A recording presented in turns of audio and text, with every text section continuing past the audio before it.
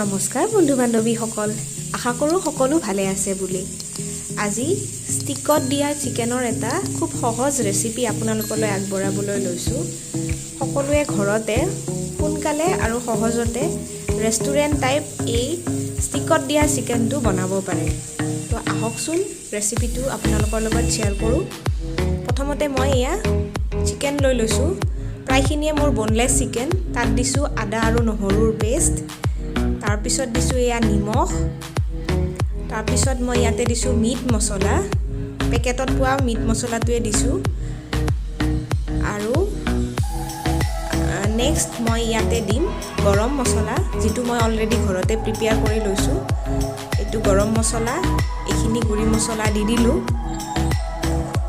তাৰপিছত মই ইয়াতে দিম দৈ, মোটামুটি আধা কাপমান হ'ব দৈ। আৰু এতিয়া দৈখিনি দিয়াৰ পিছত মই ইয়াতে দিম আধা কাপ ৰিফাইন অইল। তাৰপিছত দিছোঁ ইয়াতে অকণমান জিৰাৰ গুড়ি। এতিয়া এই গোটেইখিনি বস্তুৱে মই ভালদৰে হাতেৰে সানি লৈছোঁ।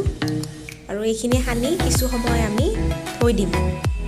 ভালদৰে সানি লৈছোঁ যাতে মছলাখিনি মাংসখিনিত ভালদৰে লাগি যায়।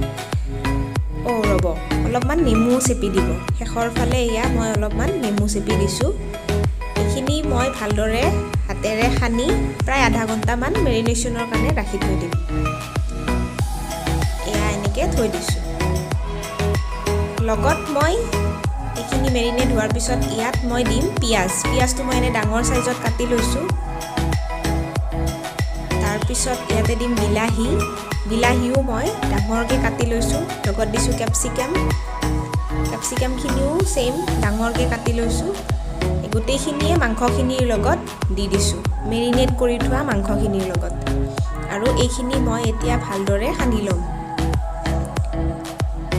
হাতেৰে ভালদৰে সানি লৈছোঁ যাতে পিঁয়াজ, কেপচিকাম আৰু বিলাহীখিনিতো মছলাখিনি ভালদৰে লাগি যায়।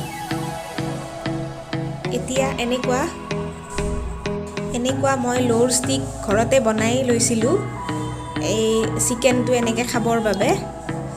তো এই ষ্টিকত মই এতিয়া এই মেৰিনেট কৰি থোৱা মাংসখিনি লগত কেপচিকাম, বিলাহী এইখিনি গোটেইখিনি ভালদৰে সজাই ল'ম। এনেকৈ ষ্টিকত সুমুৱাই ল'ম। প্ৰথম দিছোঁ মাংস এপিচ, তাৰপিছত বিলাহী। এনেদৰে আপোনালোকে মিলাই ল'ব। আকৌ মাংস এপিচ, তাৰপিছত মই দিছোঁ পিঁয়াজ। এনেদৰে ষ্টিকবিলাক মই ভালদৰে ৰেডি কৰি ল'ম। মাংসটোত নেমু দি থ'লে পিছৰ ফালে ইটো ছফ্ট হয় খাবলৈ। কেপচিকামো দিছোঁ। এনেদৰে ভালদৰে সজাই লৈছোঁ। আৰু পিঁয়াজ দিছোঁ। আৰু শেষত আৰু এপিচ মাংস দিছোঁ। এনেদৰে মই ষ্টিকডাল ৰেডি কৰি লৈছোঁ। আৰু বাকী মাংসখিনিও মই ষ্টিকত ভালদৰে এনেদৰে সজাই লৈছোঁ, আগৰবাৰৰ নিচিনাকৈ। আপোনালোকে নিজৰ পচন্দ অনুসৰি এনেদৰে ৰেডি কৰি ল'ব পাৰে। মোৰ এয়া ৰেডি হৈ গ'ল। তো এইখিনি এতিয়া আমি টাৱাত ভাজি ল'ম। এয়া আমাৰ ষ্টিকত দিয়া চিকেনটো ৰেডি হৈছে। এতিয়া আমি টাৱা এখনত মই 1 চামুচ এয়া বাটাৰ দিছোঁ। বাটাৰখিনি দি ভালদৰে ঘঁহি লৈছোঁ টাৱাখনত। আৰু যাতে বাটাৰখিনি জ্বলি নাযায় তাৰ বাবে মই ইয়াতে অকণমান ৰিফাইন তেলো ইউজ কৰিম। বাটাৰখিনি গলাৰ পিছত ইয়াতে ৰিফাইন দি দিছোঁ। আৰু এইখিনি গোটেইখিনি ভালদৰে টাৱাখনত স্প্ৰেড কৰি দিছোঁ। আৰু ইয়াতেই গোটেইখিনি গৰম হোৱাৰ পিছত মই এই ষ্টিকত দিয়া চিকেনখিনি ইয়াতে ভাজি ল'ম। চিকেন দিলে বেছি সময় নালাগে সিজিবলৈ। তো এয়া মই টাৱাখন ৰেডি কৰি লৈছোঁ। ধুনীয়াকৈ গৰম হৈ গৈছে। তো ইয়াতে মই এই ষ্টিকডাল দি দিম। দেখিবলৈ খুব ধুনীয়া হয়।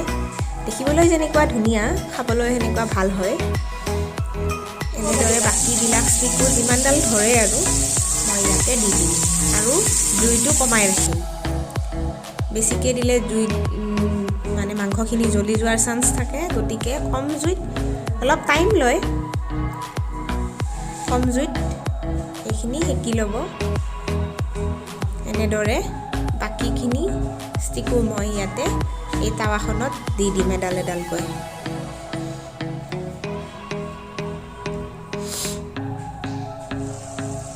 মই ইয়াতে 3ডাল দিছোঁ বৰ্তমান। দেখিছে এটা সাইড প্ৰথমডালৰ এটা সাইড হৈয়ে গৈছে, এনেকৈ লুটিয়াই দিম তেল ঘঁহি ঘঁহি। গোটেই সাইডকেইটা ভালদৰে আমি ভাজি ল'ম। জুইটো একেবাৰে বঢ়াই নিদিব, খুব কম জুইত এনেদৰে ভালদৰে গোটেইকেইটা সাইড ভাজি ল'ব। এয়া আমাৰ এটা সাইড হৈয়ে গৈছে মোটামুটি, আৰু আমি নেক্সট সাইডটো এনেদৰে ভালদৰে ভাজি ল'ম। তো এয়া আমাৰ ষ্টিকত দিয়া চিকেন মোটামুটি ৰেডি হৈয়ে গৈছে।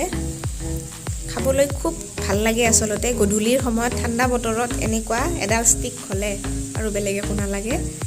তো আপোনালোকেও ঘৰত থকা ইনগ্ৰিডিয়েণ্টছ ব্যৱহাৰ কৰি এই ষ্টিকত দিয়া চিকেনটো ৰেডি কৰিব পাৰে। তো জুইচি এয়া ষ্টিকত দিয়া চিকেন মোৰ ৰেডি হৈ গ'ল। ইয়াতে শেষত অকণমান নেমু চেপি দিলে ফ্লেভাৰটো চেঞ্জ হৈ যায়, খুব ভাল লাগে। এয়া মই অলপমান নেমু চেপি দিছোঁ। এইটো আৰু খোৱাহে কথা এতিয়া। ভিডিঅ'টো ভাল পালে প্লিজ লাইক, শ্বেয়াৰ আৰু চেনেলটোত ছাবস্ক্ৰাইব কৰিবলৈ নাপাহৰিব।